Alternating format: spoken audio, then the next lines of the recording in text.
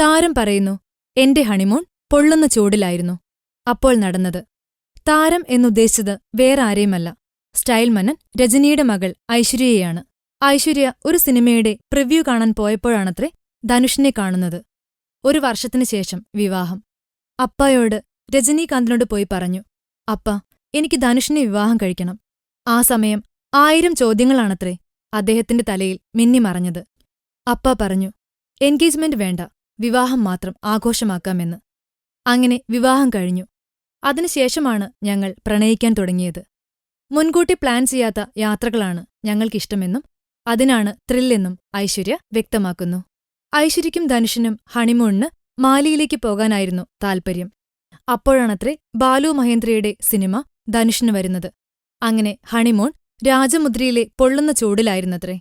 വെന്തുരുകി ആഘോഷിച്ച ആ ഹണിമൂണിന് എന്നും തിളക്കം കൂടുതലാണെന്നും ഐശ്വര്യ വ്യക്തമാക്കുന്നു. Film court. കൂടുതൽ സിനിമാ വിശേഷങ്ങൾക്കായി ഈ ചാനൽ സബ്സ്ക്രൈബ് ചെയ്യൂ. Film coat.